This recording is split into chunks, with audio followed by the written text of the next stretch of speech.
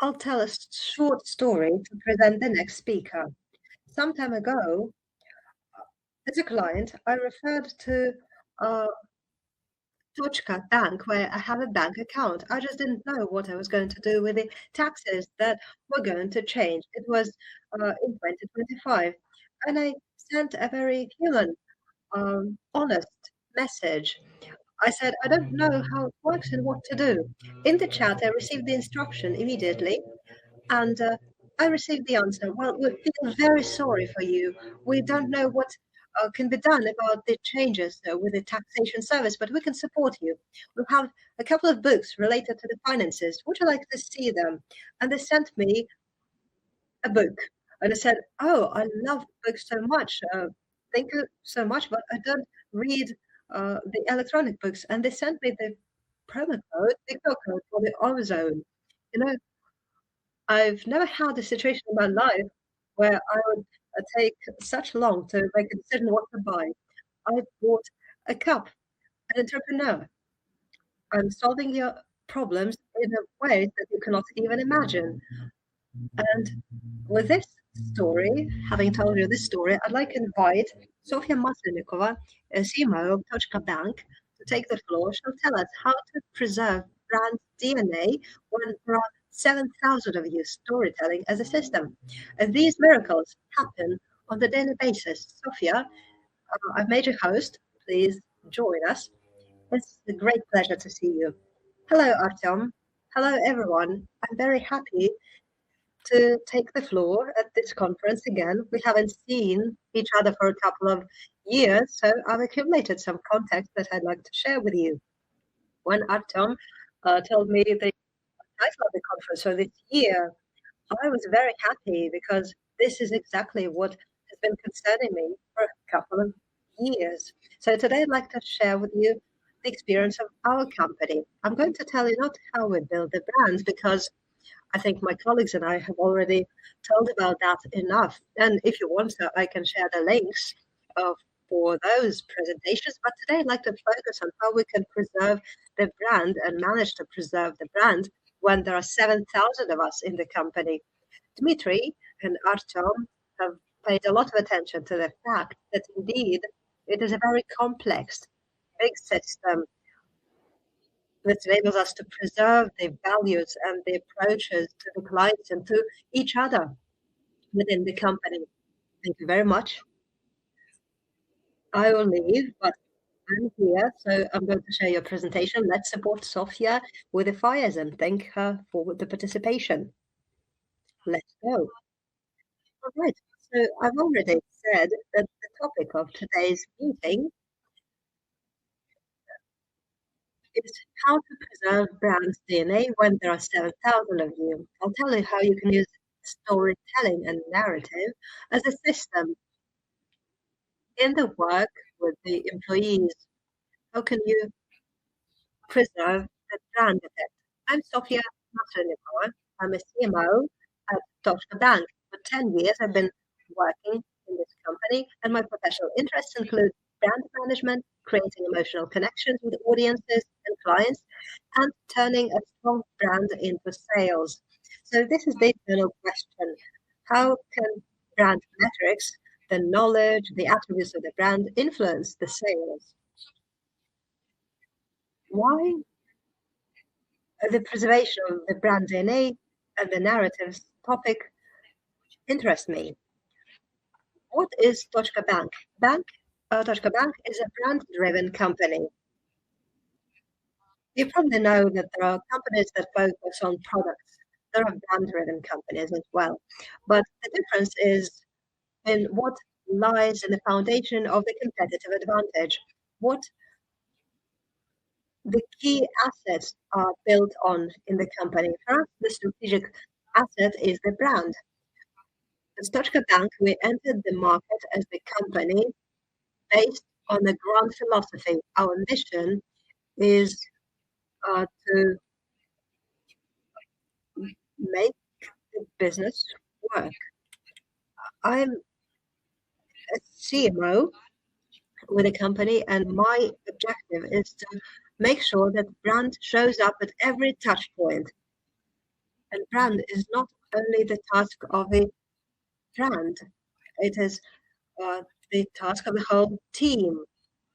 Brand should live and develop. And at each touch point, our potential clients, our audience need to understand that they have the contact with the Tochka Bank, not with other fintech companies. So when there were only 3,000 or rather 300 employees at Tochka Bank, everything seemed more or less clear. The founders are close to the employees. Those who are responsible for the brand are available as well at all the times. But in 2026, we grew to the 7,000 employees. And the question was raised how to preserve the brand's DNA and how to make sure that at all touch points, the audience, the clients will feel that we care about them. Well, I think I missed one of the pages of the presentation, but it's all right.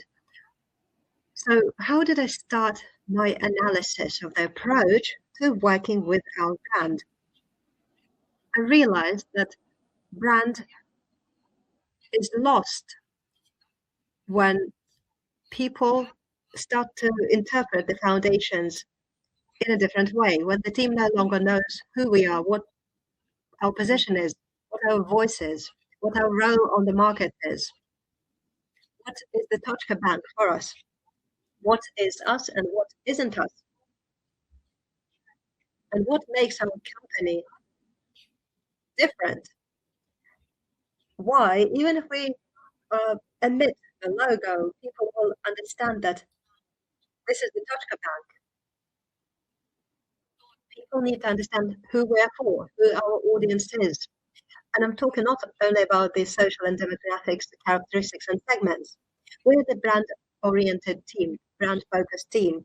So the attitude to the client is in the foundation of the philosophy of our company. So we need to understand who our clients are from the standpoint of the psychological traits, what difficulties they are going through right now, what issues they're interested in, concerned by, and how, as a brand, we respond to this context. At the foundation, it is important to have the foundation why we do what we do and why we do it in this particular manner. In other words, how do we exist? What is our mission? What is our purpose? What do we want to create, build? What principles do we need to preserve and why? And I'd like to refer to the previous speaker, to what Dmitry said. These principles, these values should be regularly spoken about and included into the everyday context of work, because these are the foundations that the teams will rely on when making decisions. Oh, and now I see the page that I thought that I missed. So in a small team, the brand is transferred really fast in a spoken manner. You can discuss anything in chat and decide whether you are going to start working on a project or not. So you just send your question in the chat and immediately you receive an answer. All the decisions, as a result, are seen and clear to all the people in the team. If there are 300 people, everyone is in one and the same context, and it's very easy to transfer the information. The profile or the portrait of people in the team is more or less the same. So these are the people who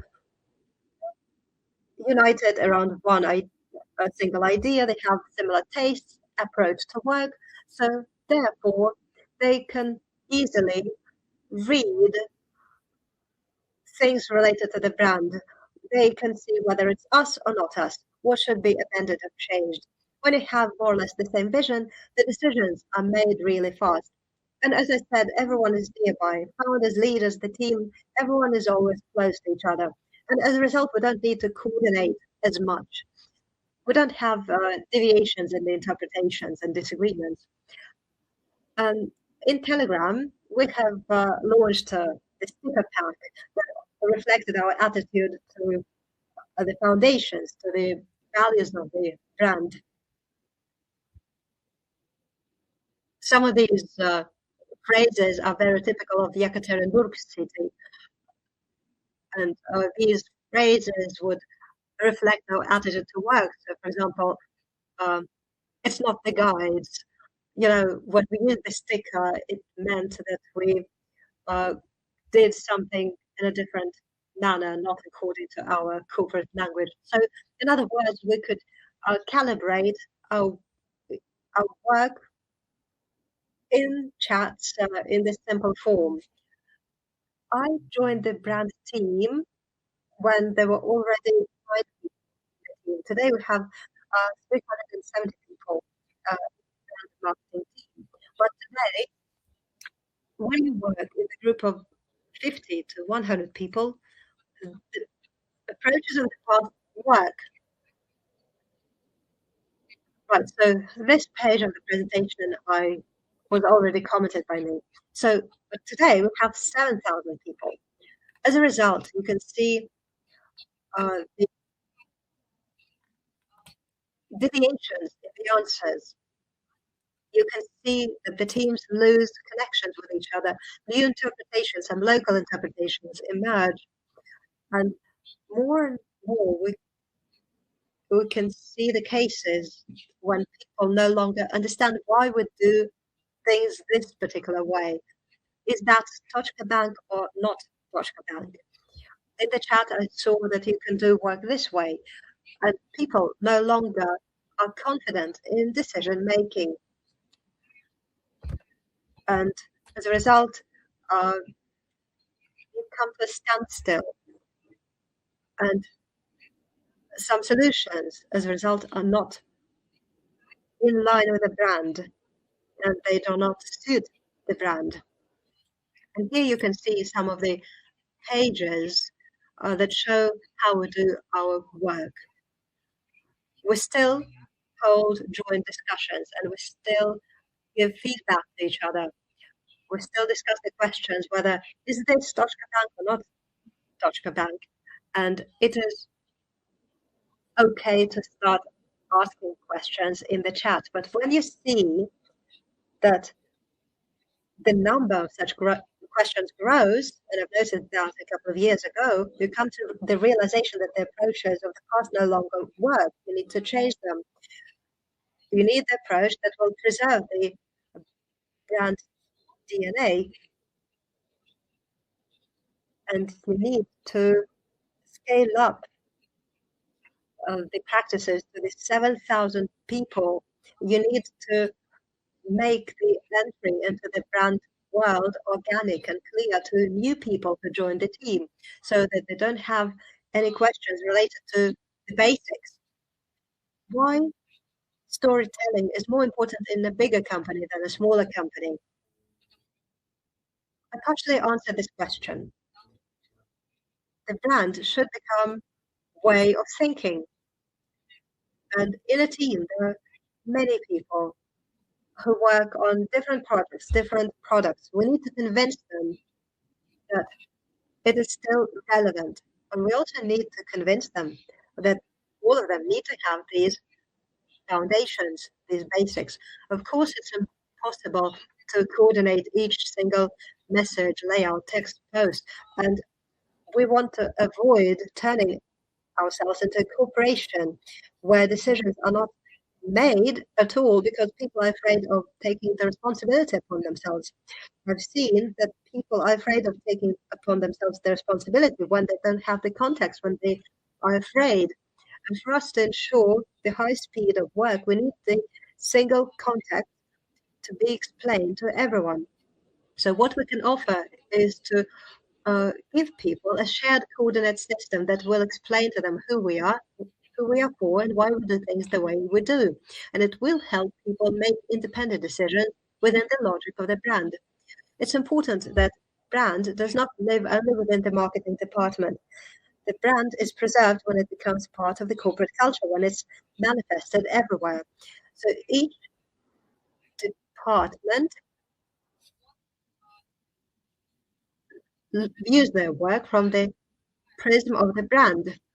Our key value is to treat every client as if they were your only client.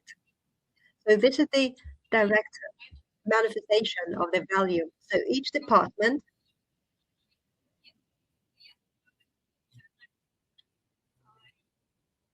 focuses on this emotional contact with the client. For example, in support and sales.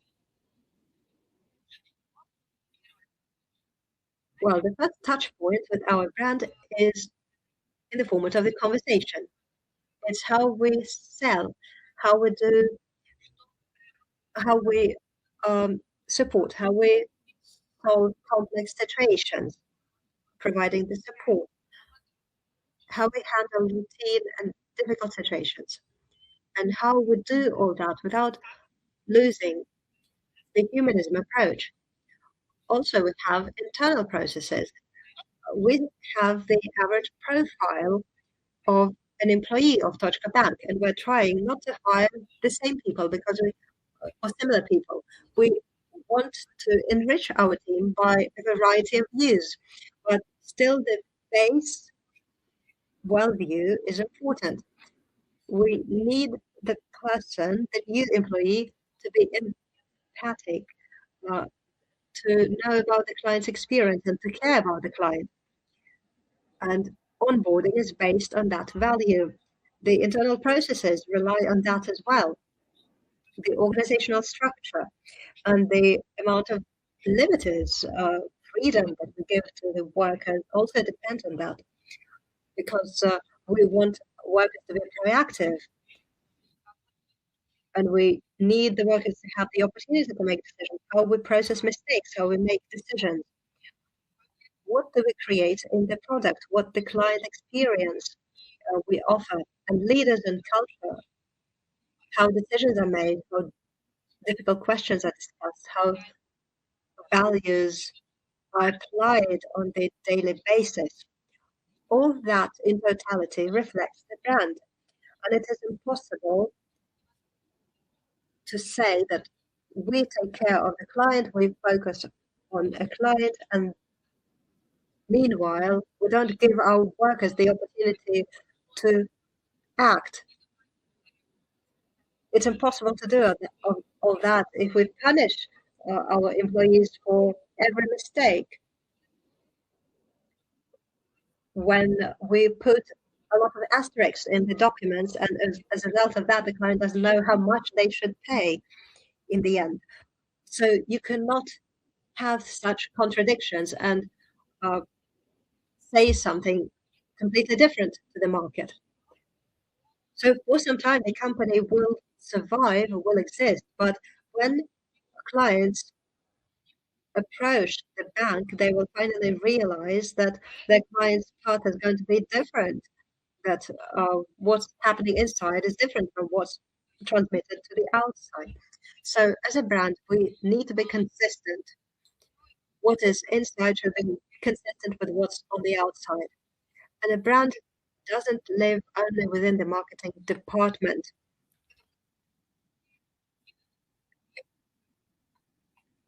People are not fools. They intuitively understand a lot. And I think each of you have this story. You had one perception of a company, but then you first approached this company to get the services, and your attitude of the company completely changed. Company culture is part of the brand infrastructure. I partially touched upon it. The brand will not function if the company isn't in line with what it proclaims. Leaders are like the tuning fork of the corporate culture, and the leaders should focus on how the company's and brand's values are lived in a broader sense. They set the vector of the development. We have the democracy system. It is the management system, which represents the balance of freedom, responsibility, and clear boundaries. The company's position on difficult decisions is discussed openly. As a result, people not only understand what choice we've made, but also why we've made this particular choice. And we always refer to our values. And values in the Tochka Bank is not just a list of some ideas that we post on the website. It is something that we live by every day. You should treat every client as your only client. We take care of each other. Everything depends on us. We live in a constantly changing environment, so we live by these values and rely on them when we make decisions. And all the employees know about these values. You can call them at night, and they will answer you. And also, the newcomers undergo the training that lasts for 3 to 4 months, and they also undergo the training that enables them to support people, clients in the difficult times. So they undergo em- the training that focuses on the empathy and emotional intellect, and only after that they start their work in the client support. And of course, those who share our vision, uh, values, and the attitudes of the client become part of our team. So this is the way of living of the company. I'm an SMO. I'm the leader of the brand in the company, and my objective is to adhere to the context, to maintain a unified context. So how do I work with my team? My objective is to provide maximum context about what is happening in the company and business to my employees. I need to explain whether it will impact our further decisions. I also need to translate the brand's DNA into concrete decisions. So, for example, we say that we are client oriented, client focused. So, how will it translate into the decisions that we make? How will it be translated into our projects? What examples can we find in our operations? Also, we study the projects that we implemented in the past. Was the brand's DNA present there or not? Also, we create the calibration tools to understand, is that Tochka Bank or not? And the answer to this question should be clear. My objective is to reduce the size of these gray zones. Also, I maintain a shared level of taste and preference awareness, and it's related both to the market and to the company. And I give people more autonomy, and it's important to understand that brand is a living thing, and sometimes you need to ask questions. And uh, there, you should also be able to coordinate everything with each other, and you shouldn't focus just on, let's say, 4 to 5 people that will, after the project is made, edit it.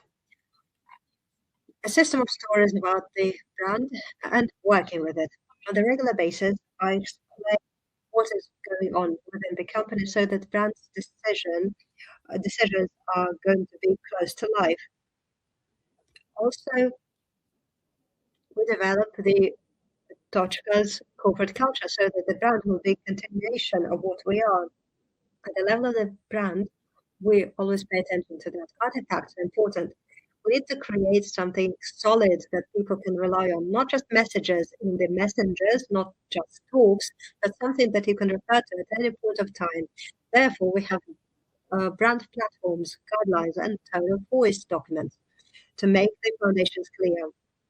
Also, I identify the keepers of the brand, those who uh, care about the brand in a specific manner. They serve as the support for me because they are the ones that you can approach when you have a question. And on the daily basis, we have the design reviews, the reviews of texts, editing, workshops, cases, studies. All these events enable us to calibrate the brand together, not when the specialists have been working here in the company for a long time will do it. So now let's look at what projects we have implemented. Brand platforms that offers a detailed description of positioning, audience, mission, values, with a lot of examples, communication message, working principles, and how all of this is expressed in real communications. This is the huge artifact that includes 100 pages of the presentation, and it has a lot of examples of what we do, of how we do it. Only through examples and explanations of details, you can feel this DNA on the tips of your fingers. Only through examples you can make sure that it is understood. Many people say that tone of voice is the corporate policy, but actually,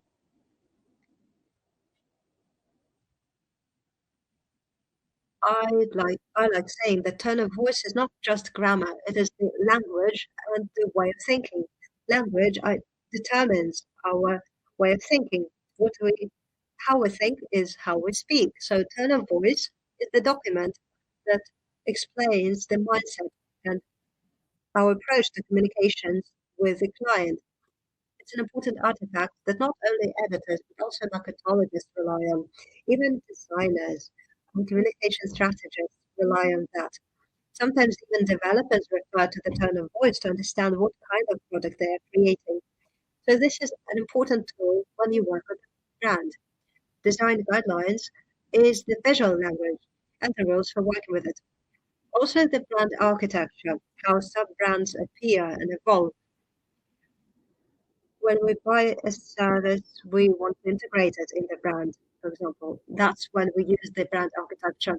Also, we have the mascot guide, the Dockno, the platypus, is the mascot guide of our brand. And my role is the keeper of the brand.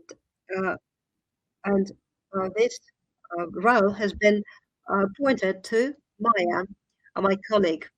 Maya has been working in my team for several years. Initially, she was responsible for the image projects, but due to certain circumstances, we needed to reduce the workload, and that's how I came up with the idea to introduce the position of the brand keeper and a person who knows much about the brand, who can create all these artifacts, should be appointed to this position. And also, this person should be able to conduct the regular workshops to ensure the shared understanding of the artifacts. Well, you shouldn't rely on the idea of creating Google Docs and hoping that people will read it. A person who knows the brand well should speak about that and people should listen. There's nothing better than that. And all the artifacts live, they are constantly updated. But and by Maya, for example, and brand is a living thing. The context changes, the mood, the thoughts of our audience change too. So we tune our brands to make it sure that it will be relevant. Now the onboarding. The onboarding is an important step of working with a team. It gives the opportunity to a newcomer to see not only what we say about the brand based on the documents, but also how it is implemented, how it is reflected in our actions. Here you can see several steps of working with the clients and with the people in general. So we begin with the onboarding with the leader. After that, we have the onboarding with the team member. And all these steps focus not only on certain positions such as marketologists or those who work with the image projects, all people, product marketing specialists, developers, designers, everyone to some extent goes through these stages. Even for a developer, it is important to understand why this service is like this, why our website looks like this, why the client's experience is the core, uh, even and why we're going to focus on that, even if the release will be delayed because of this. After the some time, uh, there's the trip to the office. Also, there's a trip to the departments, meetings with different departments, and the newcomers have the opportunity to get to know even the security service and the department that issues the plastic cards. So this is the complete immersion in the process. Also, the step includes the touch point with the customers. What is the tone of voice that we use? Is it in line with what we say and what we do?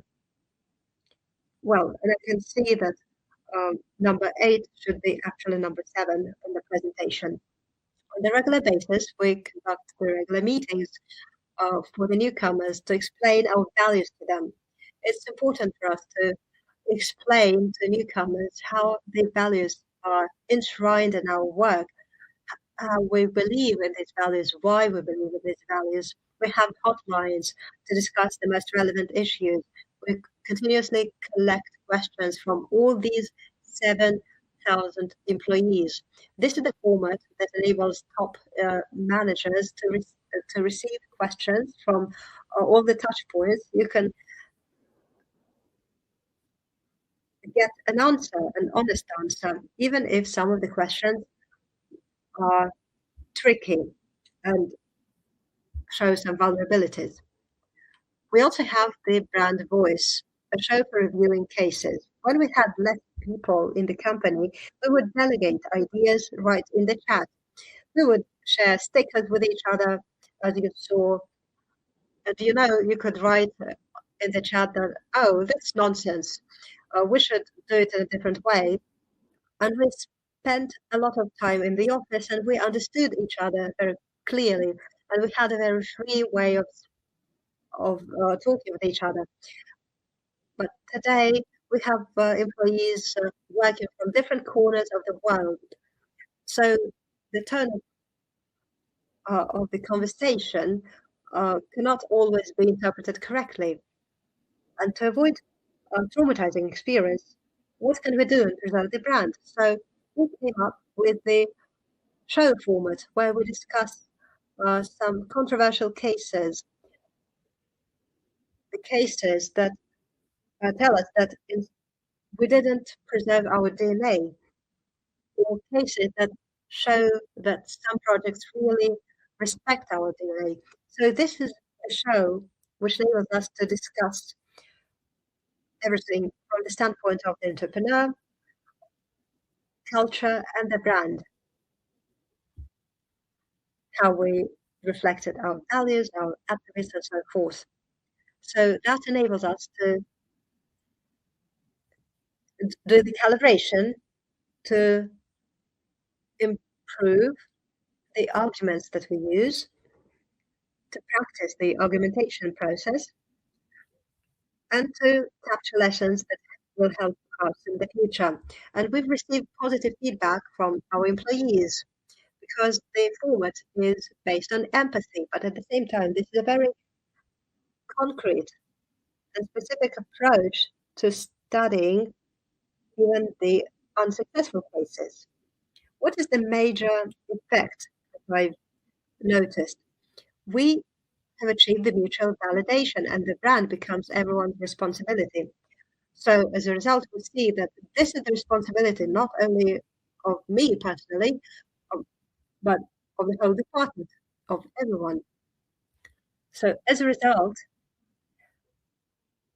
a marketologist can highlight in the project that we need more emotional context. We can see here only the dry language, so to say. Or this design doesn't look like the design of Tochka brand. This is what a designer may say.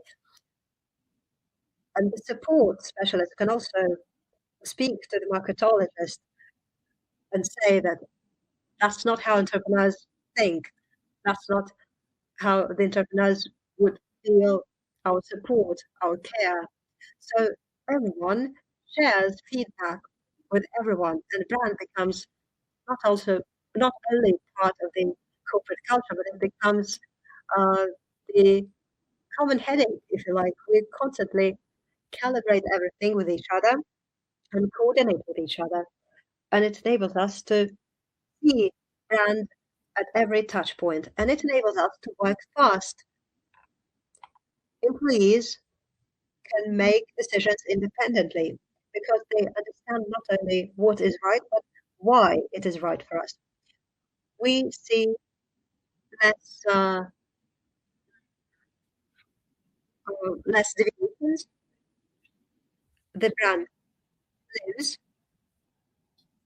it responds to the changes, but we still remain to be ourselves, and we can integrate the brand, and it becomes consistent, even if different teams work with it. I'll be happy to answer your questions. Artem, I think you can switch off the presentation so that we can see each other and the participants. Thank you. Thanks a lot. Well, we have questions in the chat. If you don't mind, I would be very grateful if you answer the questions in the chat. I have feedback from Oksana. She says, it really worked. You made me want to work with you.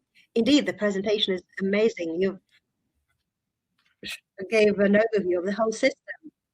I'd like to give you the questions. So stories help us solve a lot of our tasks in the organization. So which task would you choose if you could select only one?